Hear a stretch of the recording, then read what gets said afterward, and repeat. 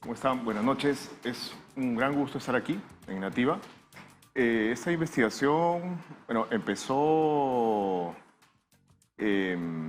cuando empezamos a ver las primeras declaraciones de la presidenta de la República, Dina Boluarte, a raíz de un audio con la voz del señor Henry Shimabukuro que habían publicado antes que nosotros los colegas del medio independiente El Foco. A raíz de ese audio, la presidenta de la República hace unos comentarios tomando distancia del señor Shimabukuro. Entonces, allí es que madura la idea que ya teníamos nosotros desde varios días o semanas, que fue, digamos, la concreción de esta entrevista con Henry Shimabukuro. Esta entrevista se concreta básicamente después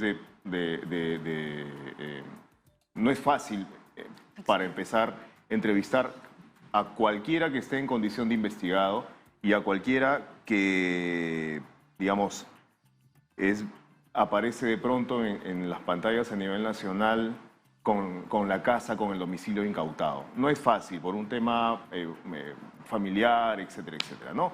Entonces, sin embargo, Henry Shimabukuro acepta hablar con nosotros y ahí es que él revela varias de las cosas que en ese momento aún eran desconocidas, pero que tenían como eje o como columna vertebral o como punto, como común denominador el asunto del financiamiento, de los pagos de campaña hechos por él o por su empresa a favor de la entonces candidata Dina Boluarte en la segunda vuelta.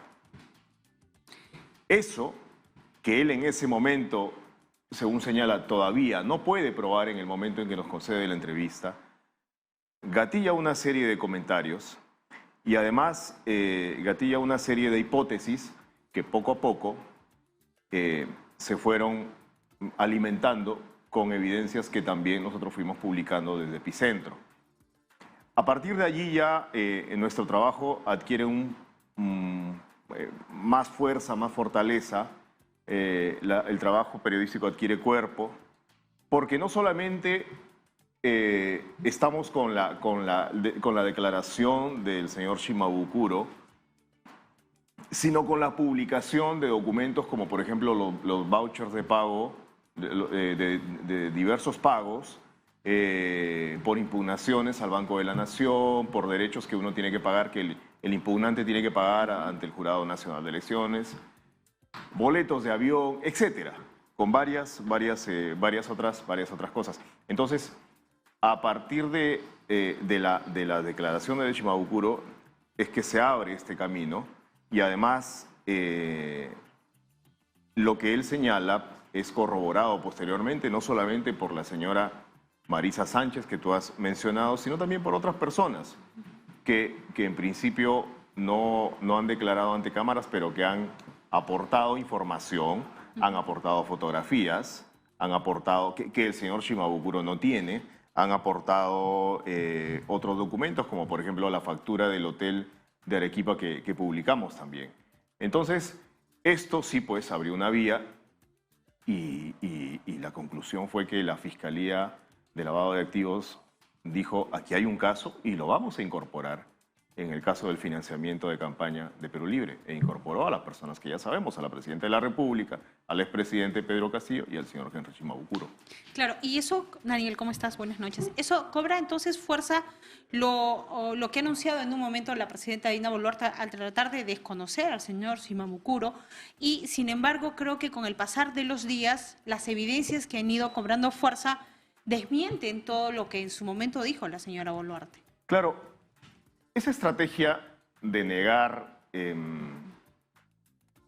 las primeras evidencias, pensando que quizá no habrá más revelaciones periodísticas, no habrá más testimonios, no habrá más evidencias, es una estrategia que ya probó, no solamente por el caso de la presidenta de la República actual, sino por casos anteriores, el propio expresidente Pedro Castillo y varios otros.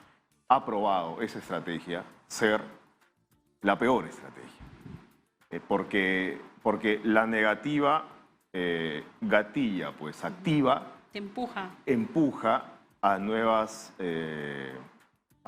digamos, a nuevas investigaciones, a más indagaciones, más indagaciones, más investigaciones. Y entonces el resultado natural de esto es que hay nuevas revelaciones.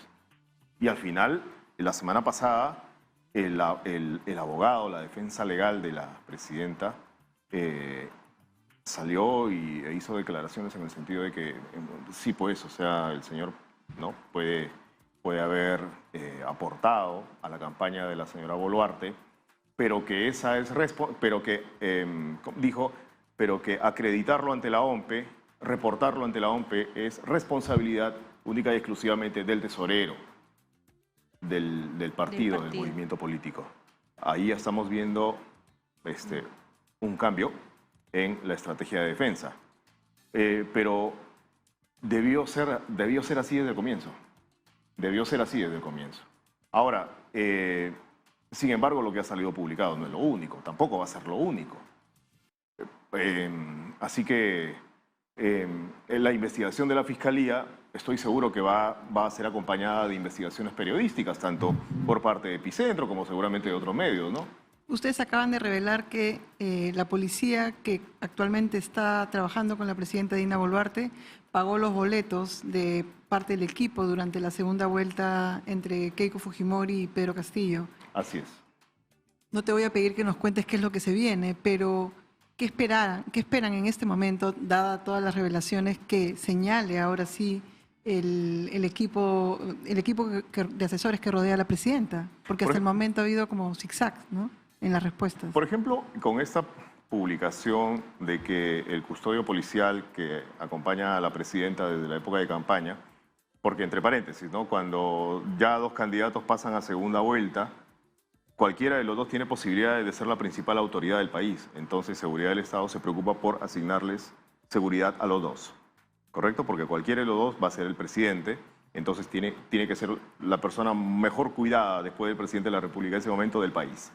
Dicho esto, siendo el señor uno de los custodios que la acompaña desde ese momento a la doctora Boluarte, él debe ser citado después de esta publicación por la Fiscalía, por el equipo de lavado de activos, para que el señor responda, ya que no nos respondió a nosotros, porque su nombre aparece en los registros de Sky como el pagador de la reserva. No solamente del boleto, supongo yo, de la señora hoy presidenta.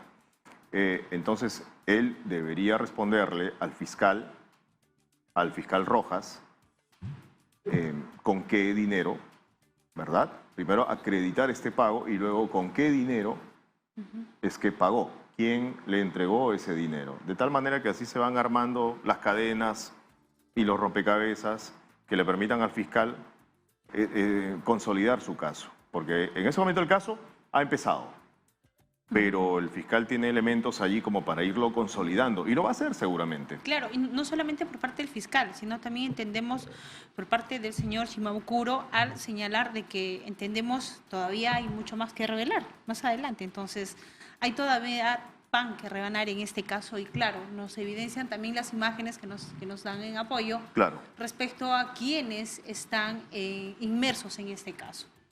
Claro, justamente la foto que ustedes están poniendo allí es una de las conocidas, es una que hemos publicado.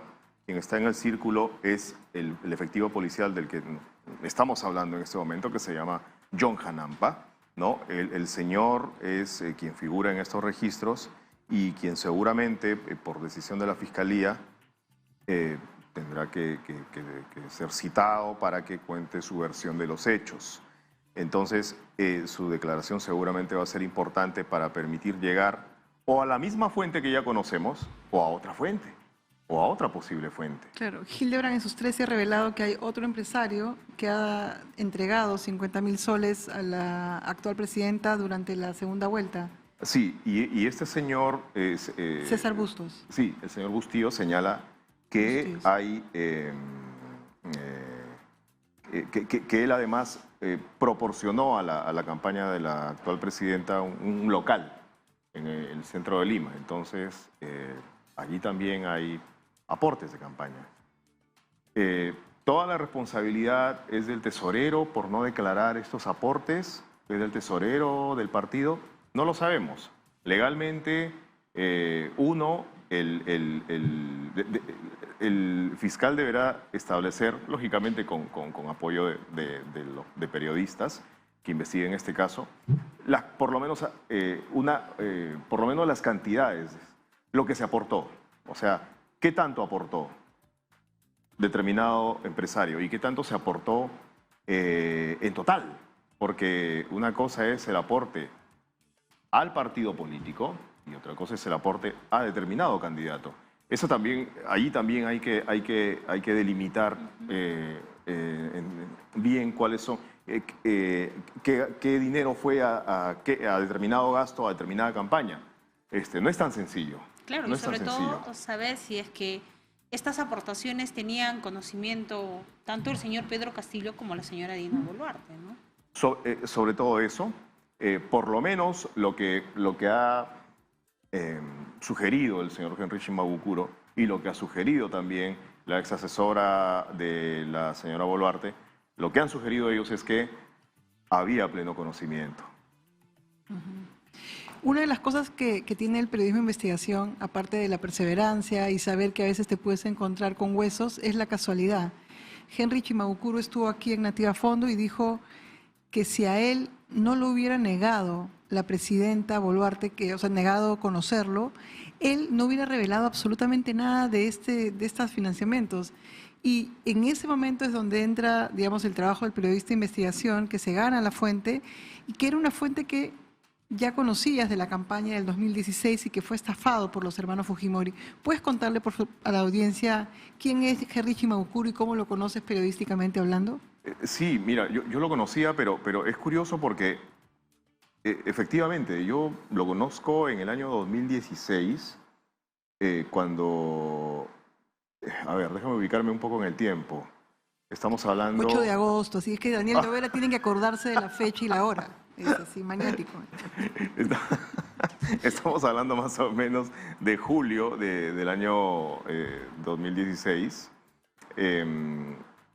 Y claro, era yo empezaba a investigar el caso Limaza y me asocié, digamos, entre comillas, me alié con Edmundo Cruz, que también estaba investigando el caso Limaza.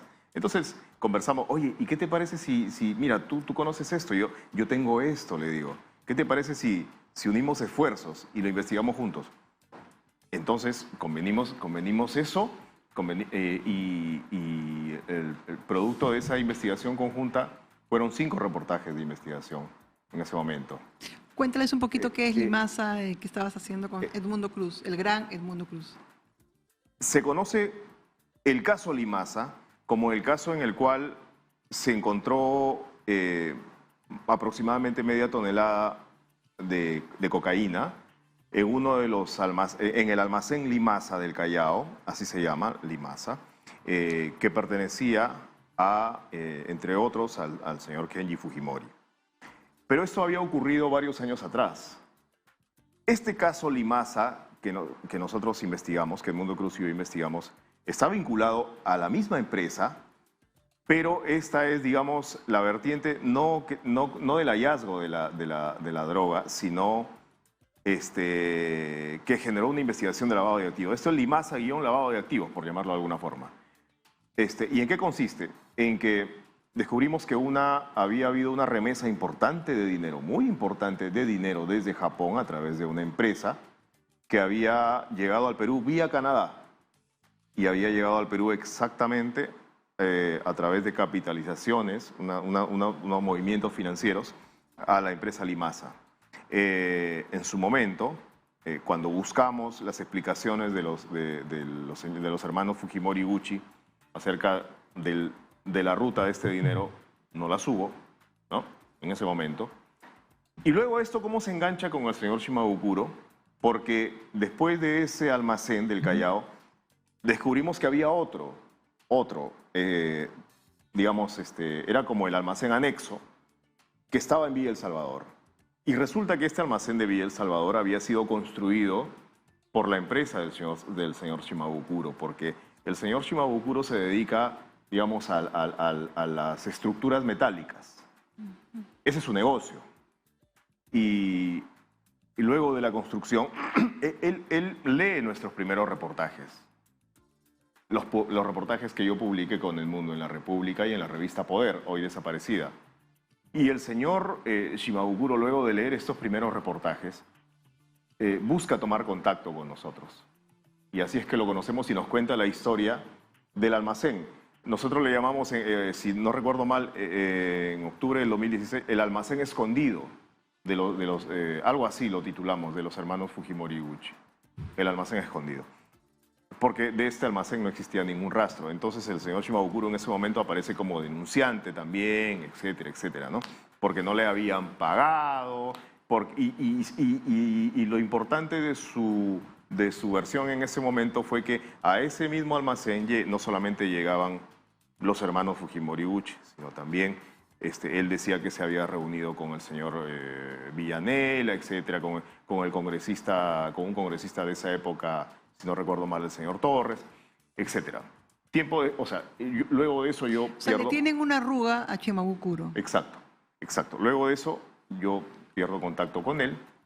Me entero por las noticias que él estaba trabajando en Palacio de Gobierno ya con Pedro Castillo. Intento contactarlo para que me cuente periodísticamente hablando. La relación. Porque, claro, esa relación, en qué se basaba, qué funciones cumplía él en Palacio, pero no tuve la posibilidad de que me devolviera las comunicaciones, así que nunca tuve este intercambio de pregunta-respuesta con él ya hasta esta vez, que yo supongo que esta vez, como tú dijiste, habrá tenido muchas ganas, no necesariamente de hablar, sino de responderle a la presidenta. Él mismo te lo ha dicho, mira, qué interesante. Si la presidenta no lo negaba, él no salía a hablar, ¿verdad? Es parte de nuestro trabajo. Daniel Llovera, periodista de investigación de Epicentro, estuvo con nosotros. Muchísimas gracias. Y bueno, quedan otras historias pendientes, como el caso Sodalicio, pero eso será parte de otro programa. De otro programa.